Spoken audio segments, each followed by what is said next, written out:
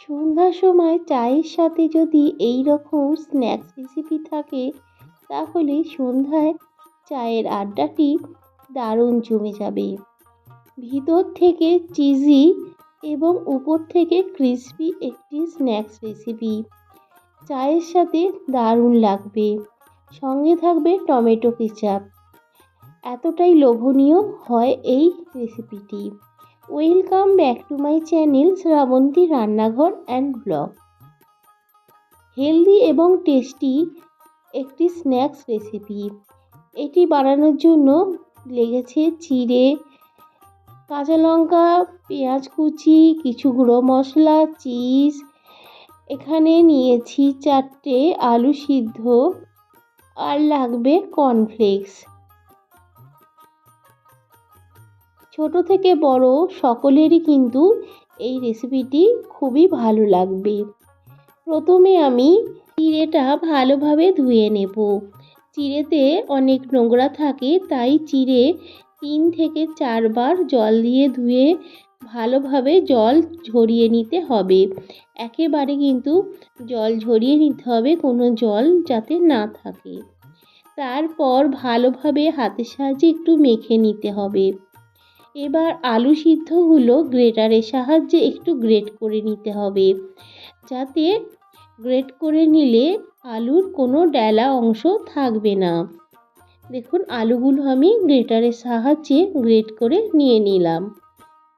হঠাৎ করে বাড়িতে যদি কোনো গেস্ট এসে যায় তখন চটজলদি এই রেসিপিটি কিন্তু বানানোই যায়।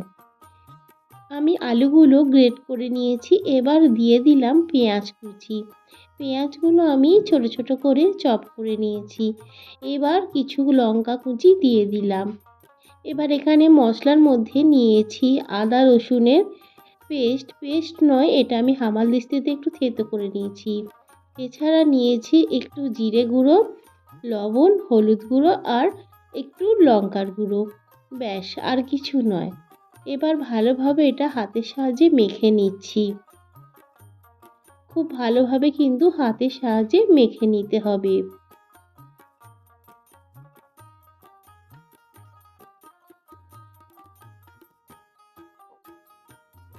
খুব ভালোভাবে মাখা হয়ে গেছে।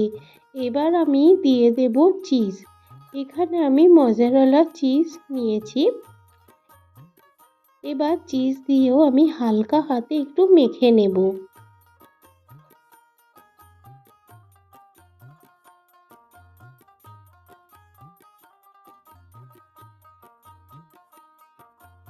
এবার এখানে আমি বাটিতে নিয়ে নিলাম কর্নফ্লাওয়ার। কর্নফ্লাওয়ারের মধ্যে সামান্য একটু জল দিয়ে একটা ঘোল মতো তৈরি করে নিলাম। আর এখানে নিয়ে নিয়েছি কর্নফ্লেক্সটাও আমি হাতের সাহায্যে একটু গুঁড়ো করে নিচ্ছি।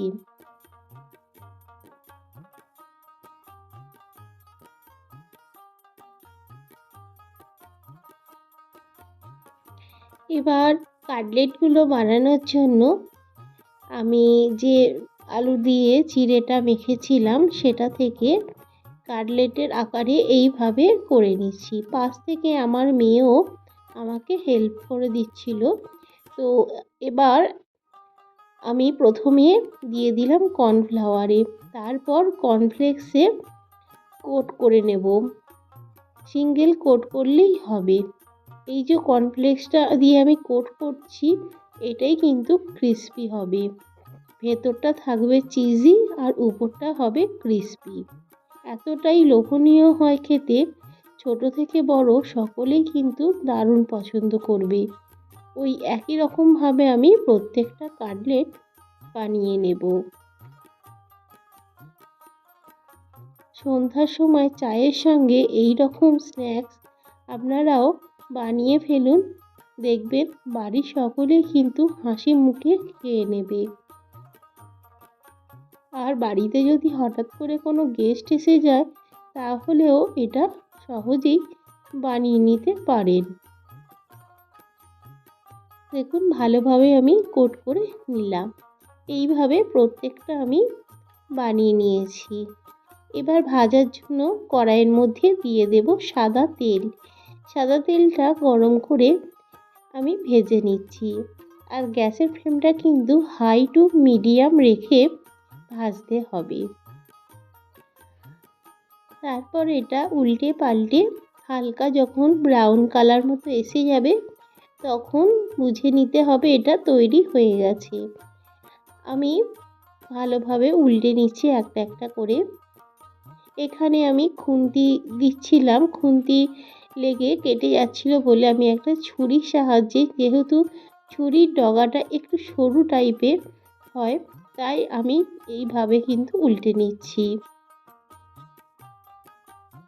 একটা একটা করে উল্টে নিলাম। এগুলো কিন্তু আস্তে আস্তে খুব সুন্দর করে ব্রাউন কালার হয়ে গেছে। এবার এগুলো আমি তুলে নেব।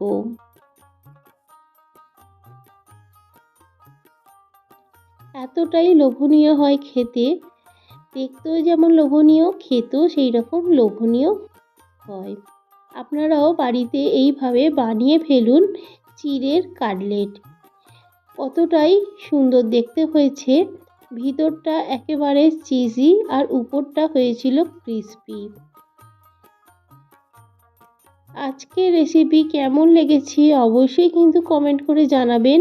লাইক, শেয়ার এবং সাবস্ক্রাইব করে আমার পাশে থাকবেন। যারা নতুন বন্ধু আছেন চ্যানেলটা সাবস্ক্রাইব করে পাশের বেল বাটনটা অল করে দেবেন। আর অবশ্যই বন্ধুরা একটা লাইক করে দেবেন। সকলে ভালো থাকবেন, সুস্থ থাকবেন। আবারও ফিরে আসবো কোনো রেসিপির সঙ্গে। Thank you.